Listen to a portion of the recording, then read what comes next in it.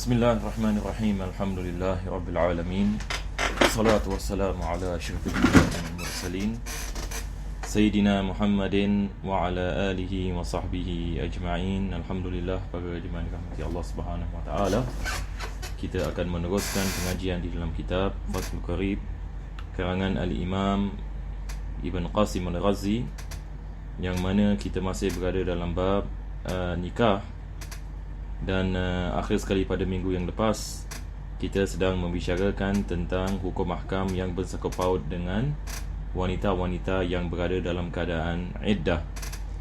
Maka secara ringkas kita ada dua bahagian. Yang pertama adalah wanita yang diceraikan. Apabila yakni seorang wanita diceraikan oleh suaminya, maka dia berada dalam iddah. Ini adalah perkara yang pertama. Yang kedua adalah berkenaan dengan kalau sekiranya seorang wanita itu suaminya meninggal dunia, maka ini dikenali sebagai iddatul wafah. Jadi bagi wanita yang berada dalam keadaan iddah talaq, iaitu iddah yang diceraikan, keadaan yang mana dia diceraikan, ataupun yang ini dia berada dalam keadaan iddatul wafah. Jadi kita sedang ini membicarakan tentang beberapa perkara yang bersangkut paut ini dengan wanita-wanita yang berada dalam keadaan iddatul wafah. Jadi insya-Allah kita akan kembali ini kepada kitab kita.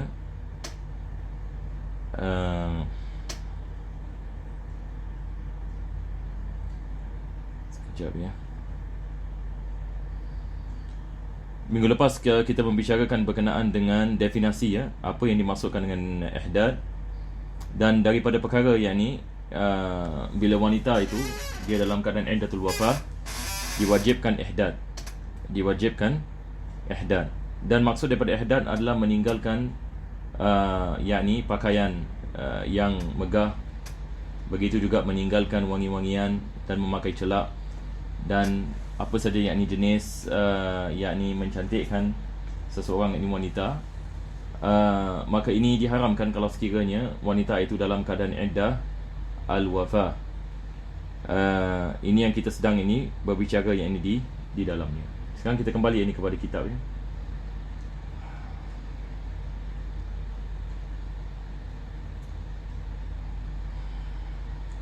Jadi kita lihat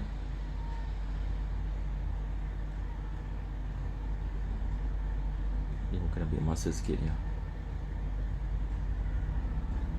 Tapi kita berada di sini. Yang penulis ini mengatakan wayajibu 'alal mutawaffa. Wayajibu 'alal mutawaffa anha zawjuha al-ihdad. Diwajibkan wanita yang mana kehilangan ini suami, diwajibkan ke atasnya ihdad. Selepas itu penulis ini dia menerangkan definisi. Mungkin kita meraja daripada sini sebelum ini kita meneruskan pengajian kita pada hari ini. Jadi dalam segi bahasa dia mengatakan luratan makhuzun minal had. Perkataan ihdad ini daripada perkataan had, dan maksud daripada perkataan had adalah an-mana', iaitu menahan. Wa syar'an al-imtina'u minaz zinah. Dan dalam hukum syarak, ihdad ini maksudnya menahan diri daripada hiasan. Melarang diri daripada ataupun menahan diri daripada hiasan, seperti bitarki lubsin masbur, meninggalkan memakai yakni pakaian yakni yang berwarna, yang dimaksudkan sebagai hiasan. Kasau bin asfar au ahmar. Dia memberikan misal ini seperti pakaian kuning dan merah yang digunakan yakni dalam yakni berhias. Jadi minggu lepas saya telah syarahkan ini dan saya telah memberikan ini misal bagi perkara ini. Manakala beliau mengatakan wa yubahu ghayrul masbur min qutnin wa sufin wa katani wa ibrisim, dan berkenaan dengan daripada pakaian-pakaian daripada kapas, daripada katan, kalau sekiranya ia tidak berwarna maka dibolehkan. Dan begitu juga pakaian yang berwarna yang tidak dimaksudkan sebagai hiasan, seperti pakaian yang dipakai di rumah sebagai misal. Jadi seperti mana kita mengatakan wanita dalam keadaan ihdad ini bukan maksudnya dia tidak boleh memakai pakaian yang berwarna, tetapi kita kena lihat pakaian yang berwarna ini adakah dia dipakai sebagai hiasan ataupun tidak. Itu soalannya. Kalau sekiranya ia tidak, maka dibolehkan. Kalau sekiranya ia pakai, seperti wanita pergi majlis misalnya, mereka memakai jenis ini pakaian seperti bila mereka keluar dalam raya misalnya, ataupun pergi hadir di majlis perkahwinan, ini yang perkara yang diharamkan ini ke atas mereka. Wal imtina'u min at-tib, yang ini perkara yang kedua adalah yakni menahan diri daripada memakai wangi-wangian, sama ada di badan, fi badanin aw thawbin aw ta'amin, sama ada di bahagian badan ataupun di bahagian ini pakaian, ataupun hatta di dalam makanan. Makanan seperti apa? Seperti za'faran ini misalan. Ini seperti mana dalam bab haji bila kita membicarakan tentang hukum ahkam ihram, salah satunya adalah dia tidak boleh memakai yakni minyak wangi, dan dia tidak boleh memakan minyak wangi sebab ada sebahagian jenis wangi-wangian yang dimakan. Dia dipakai ini sebagai wangi-wangian dan juga ia boleh dimakan. Dan misal yang baik adalah saffron, za'faran.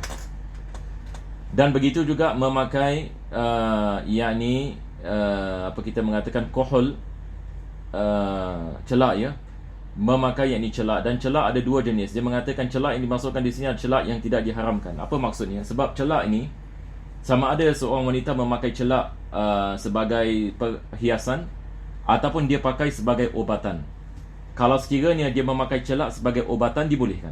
Matanya sakit, dia memberikan misal, nanti dia akan memberikan misal kalau sekiranya dia ada sakit mata misalan. Sebab celak ini kalau lebih lagi kalau daripada ismit ya, daripada jenis yang celak daripada ismit, dia dapat yakni menguatkan penglihatan mata, dan dia dapat menghindarkan penyakit buta. Wa amal muharram, dia mengatakan celak jenis yang diharamkan seperti al-iktihal bil ismit alladhi la tiba fihi fa haramun illa li hajatin. Yakni seperti memakai celak dengan ismit yang mana tidak ada wangian di dalamnya hatta. Kenapa diharamkan? Sebab dia sebagai hiasan. Dia digunakan sebagai illa li hajatin. Tapi kalau ada hajat ini baginya, seperti ramat. Ramat ini adalah jenis ini sakit ini mata. Fa yurakhasu fihi lil muhiddati, maka dibolehkan bagi wanita dalam keadaan ihdad sebagai rukhsah. Wa ma'adhalika fatasta'miluhu lailan wa tamsahu naharan, dan itu pun yakni apa yang perlu yakni dia menggunakan adalah dia menggunakan hanya pada waktu malam, dan pada waktu siang dia menghapuskannya.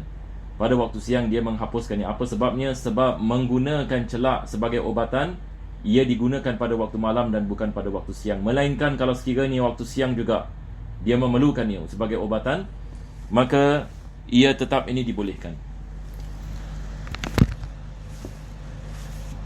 Illa inda'at daruratun listi'malihi naharan. Seperti mana penulis ini mengatakan, kalau sekiranya ada darurah, keadaan ini keadaan darurat, misalan doktor mengatakan dia perlu memakai celak sepanjang hari misalan, disebabkan penyakit matanya serius, sepanjang hari ini perlu memakai celak, dan dia berada dalam keadaan ihdad. Adakah dibolehkan dia memakai sedemikian? Dibolehkan, sebab di sini ada hajat ini baginya. Kalau tidak, maka tidak dibolehkan ini dipakai pada waktu siang. Sebab biasanya orang yang memakai pada waktu siang adalah sebagai ini hiasan. Dan celak ini dipakai ini pada waktu malam ini sebagai ubatan. Tetapi kalau sekiranya diperlukan pada waktu siang ini misalan untuk mengurangkan penyakit ini dan sebagainya, maka dibolehkan dia memakai sedemikian. Walil mar'ati an tuhidda ala ghairi zawjiha min qaribin laha aw ajnabiyyin salasata ayyamin fa aqal. Jadi sekarang ini kita lihat Islam mewajibkan ihdad. Yakni wanita bila kematian yakni suami, maka dia masuk ke dalam iddah dan juga diwajibkan dia berada dalam keadaan ihdad. Dan ihdad seperti mana kita mengatakan meninggalkan memakai pakaian hiasan, meninggalkan yakni wangi-wangian, dan begitu juga perkara-perkara yakni seperti celak dan yakni mencantikkan muka dan sebagainya. Ini adalah diwajibkan yakni ke atas yakni wanita yang kehilangan yakni suami. Bagaimana pula kalau sekiranya seorang wanita dia kehilangan abangnya misalan, ataupun dia kehilangan ibunya, ataupun dia kehilangan bapanya, adakah dibolehkan baginya melakukan ihdad? Tentu sekali ia tidak diwajibkan. Yani kita ihdad yang hanya diwajibkan kalau kehilangan suami. Tetapi kalau kehilangan abang ataupun kakak ataupun ahli keluarga yang terdekat ini misalan, tidak diwajibkan ihdad ini bagi wanita. Tetapi kalau sekiranya dia mahu melakukan ihdad, dibolehkan baginya, tetapi ia tidak boleh lebih daripada 3 hari.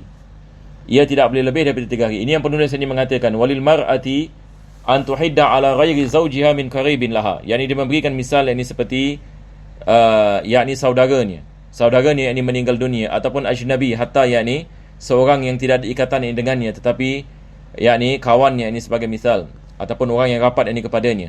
maka dibolehkan yakni dia melakukan ihdad, yakni maksudnya meninggalkan yakni pakaian seperti mana kita mengatakan pakaian yakni yang hiasan, meninggalkan wangi-wangian dan sebagainya.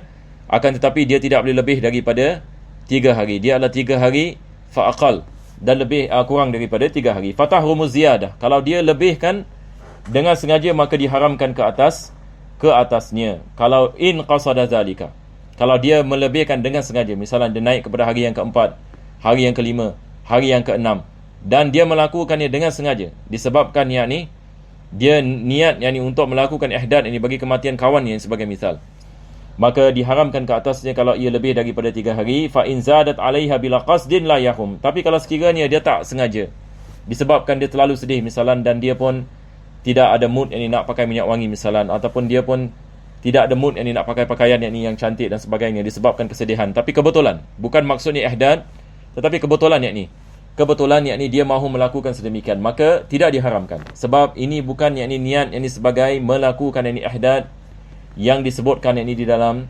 yakni agama kita. Jadi kalau sekiranya tanpa niat yakni tidak ada masalah, tetapi kalau dia niat ihdad lebih daripada 3 hari diharamkan ke atasnya. Selepas itu, apakah perkara lagi yang diharamkan bagi wanita yang dalam keadaan ihdad? Maka penulis ini mengatakan wa yajibu 'alal mutawaffa 'anha zawjuha wal mabtutati mulazamatul bait. Jadi tadi kita mengatakan pertama sekali diharamkan dia memakai pakaian yakni yang hiasan. Yang kedua adalah diharamkan dia memakai wangi-wangian pada pakaian ataupun badan ataupun makanan. Perkara yang ketiga diharamkan yakni dia pakai apa saja jenis hiasan yakni seperti celak dan makeup dan sebagainya. Dan seterusnya perkara yang keempat, penulis ini mengatakan mulazamatul bait. Dia harus wajib melazimi yakni rumahnya, yakni maksudnya dia tidak boleh yakni keluar rumah yakni tanpa ada apa-apa hajat ataupun darurat. Diwajibkan yakni dia melazimi. Dan penulis ini mengatakan dan juga mabtutah. Mabtutah maksudnya di sini adalah wanita yang diceraikan dengan cerai yakni yang bain. Dengan cerai yakni yang bain. Yakni seperti seorang wanita misalan diceraikan dengan talak 3 yakni misalan, maka diwajibkan yakni dia melazimi rumah yang mana dia diceraikan di dalamnya. Dan penulis ini membicarakan tentang cerai bain, yakni daripada sebabnya adalah sebab kita ada khilaf ini berkenaan dengan cerai raj'i, talak ini raj'i. Adakah yakni diwajibkan seorang isteri yang telah diceraikan dengan talak ini raj'i, adakah diwajibkan ke atasnya melazimi rumahnya ataupun tidak diwajibkan? Maka pendapat yang mu'tamad dalam mazhab al-Imam Syafi'i diwajibkan seperti talak ini bain.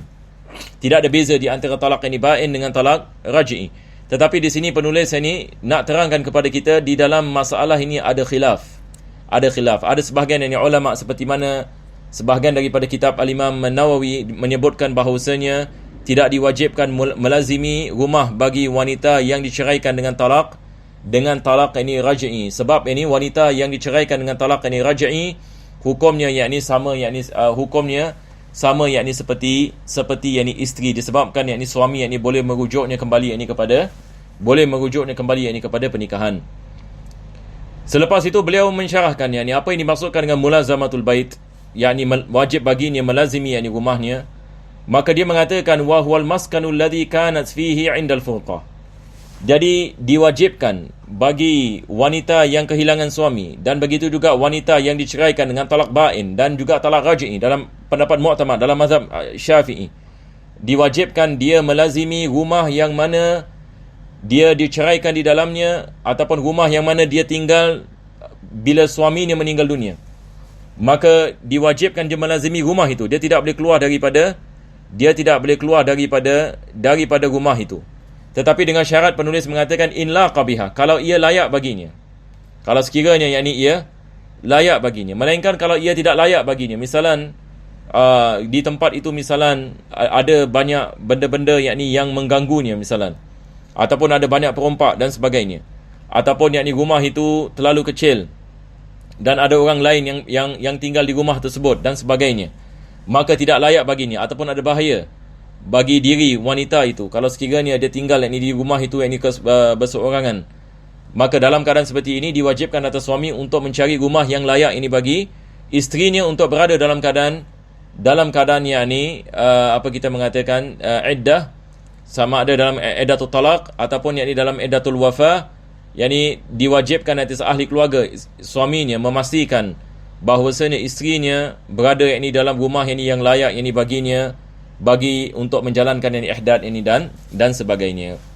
Jadi dia mengatakan walaisa li zaujin wala ghairihi ikhrajuha min maskani firaqiha. Tidak dibolehkan bagi suami untuk mengeluarkan isterinya daripada rumahnya. Tidak dibolehkan bagi ahli keluarga suami untuk mengeluarkan isteri tadi daripada rumahnya. Haram hukumnya.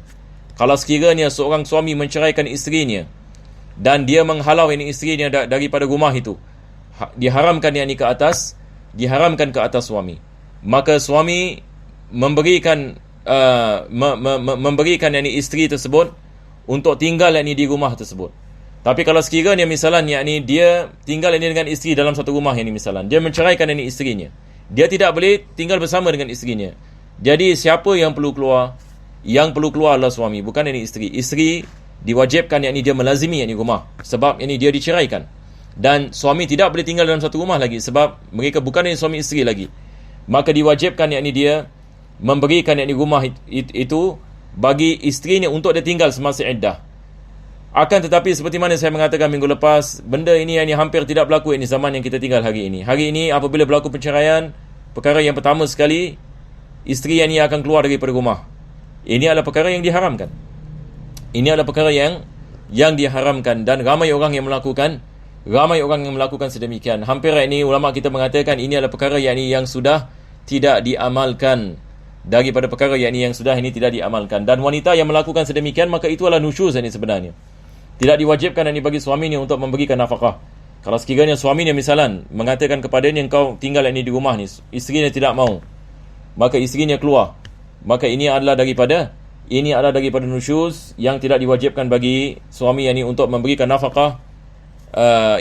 Kalau sekiranya misalan isteri tersebut sebagai talaq raj'i, sebagai misal yang mana diwajibkan suami memberikan nafkah kepada isteri. Berkenaan dengan talaq ba'in, maka diharamkan ke atas isterinya juga.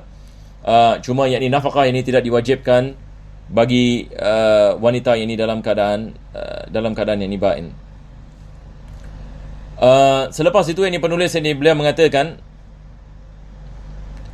walaisa li zaujin wala ghairihi ikhrajuha min maskani firaqiha. Ini semua ada ayat dalam Al-Quran berkenaan dengan hukum mahkam ini, wala laha khurujun minhu wa in radiya zawjuha, dan dia tidak boleh keluar daripada rumah itu walaupun suaminya memberikan keizinan. Nampak tak? Ada orang yang salah faham kat sini, dia mengatakan tapi suami memberikan.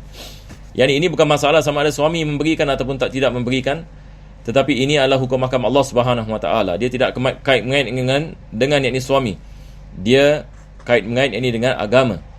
Maka tidak dibolehkan illa li hajatin, kalau sekiranya dia ada hajat untuk dia keluar, sebagai misal dia keluar untuk bekerja. Kalau sekiranya dia tidak ada nafkah dan dia perlu kepada pekerjaan untuk nafkah, maka dibolehkan dia keluar daripada rumahnya. Ini kalau sekiranya talak ba'in, kalau raj'i tidak dibolehkan, sebab nafkahnya ke atas suami. Berkenaan dengan kalau dia sakit, misalan dibolehkan dia keluar jumpa doktor. Kalau dia ada hajat untuk membeli makanan sebagai misal, maka ini adalah daripada situasi yang dia boleh keluar daripada rumah. Fayajuzu lahal khuruj, dibolehkan baginya keluar daripada rumah kalau sekiranya ada hajat dalam perkara tersebut. Ka anta khuruja fin nahari li syira'i ta'am, dia memberikan misal seperti membeli makanan. Dia keluar pada waktu siang untuk membeli makanan. Au katan, ataupun dia membeli pakaian. Wa bai'i razlin, ataupun melakukan jual misalan jual sesuatu seperti benang dan melakukan apa kita mengatakan jahitan, ataupun jual benang ataupun pakaian, wa nahwi dzalika, dan seperti itu. Dia memerlukan kepada pekerjaan sebagai misal. Seperti mana kita mengatakan, dia memerlukan untuk melakukan jual beli misalan, dia memerlukan untuk membeli benda-benda keperluan, maka dibolehkan dia keluar daripada rumah. Sebab ini semua kita mengatakan daripada daripada hajat yang diperlukan. Wa yajuzu lahal khuruj lailan ila dari jaratiha, dan dibolehkan dia keluar pada waktu malam kepada rumah jirannya, li razlin wa hadithin wa nahwiha, yakni untuk jahitan dan untuk berbual-bual. Sebab kalau sekiranya wanita baru meninggal suaminya misalan, dia risau duduk rumah seorang-seorang, pada waktu malam dibolehkan dia keluar pada rumah jirannya supaya dia dapat berbual, supaya dia dapat hilangkan dia punya kesedihan dan dapat melakukan jahitan bersama ataupun bekerjasama dalam rumah dan berbual dan sebagainya. Maka dibolehkan dia keluar pada waktu, dibolehkan dia keluar pada waktu malam kepada rumah jirannya ataupun rumah saudaranya, tetapi dengan syarat dia kembali kepada rumah untuk bermalam di rumahnya. Jadi dia boleh keluar pada waktu malam, tetapi wajib dia tidur kembali ke rumahnya. Tidak dibolehkan dia tidur rumah yang lainnya. Wa yajuzu lahal khuruj aidan idza khafat ala nafsiha aw waladiha wa ghairi dhalika mimma huwa madhkurun fil mutawwalat. Dan dibolehkan dia keluar daripada rumah kalau sekiranya ada bahaya, misalan ada orang yang nak membunuhnya misalan, ataupun ada orang yang nak merompak rumah dan sebagainya. Maka untuk menyelamatkan nyawa ataupun untuk menyelamatkan dirinya ataupun anaknya, maka dibolehkan dia keluar kalau sekiranya ada keperluan ataupun ada bahaya dan sebagainya. Dan ini penulis yang mengatakan disebutkan dalam kitab-kitab yang besar, kitab-kitab yang besar menyebut tentang situasi-situasi yang mana dia boleh keluar daripada rumahnya. Jadi alhamdulillah kita dah habis tentang iddah, dan bab ini seterusnya adalah berkenaan dengan hukum ahkam istibra'. Ini seperti mana kita lihat di sini. Dan secara ringkas berkenaan dengan istibra' dia adalah mengait dengan hamba sahaya, ya. Dan zaman sekarang kita sudah tidak ada hamba. Zaman dahulu seperti mana kita maklum, hamba dijual beli. Satu orang pergi ke pasar misalan, dia nak membeli seorang hamba perempuan. Dia nak membeli seorang hamba perempuan. Maka apabila dia membeli seorang hamba perempuan, diwajibkan istibra', iaitu dia untuk memastikan yang hamba perempuan ini tidak hamil, untuk memastikan bahawasanya hamba perempuan ini tidak hamil. Jadi apabila dia membeli hamba ini, maka diwajibkan dia membiarkan hamba perempuan ini seketika, supaya diketahui sama ada dia hamil ataupun tidak hamil. Maka ini adalah apa yang dimaksudkan dengan istibra'. InsyaAllah kita tangguhkan pada minggu yang akan datang. Alhamdulillahirabbil alamin. Allahumma salli wa sallim ala sayyidina Muhammad wa ala ali sayyidina Muhammad. Rabbana atina fid dunya hasanah wa fil akhirati hasanah wa qina adzabannar. Sallallahu ala sayyidina Muhammadin wa ala alihi wa sahbihi wasallam. Alhamdulillahirabbil alamin.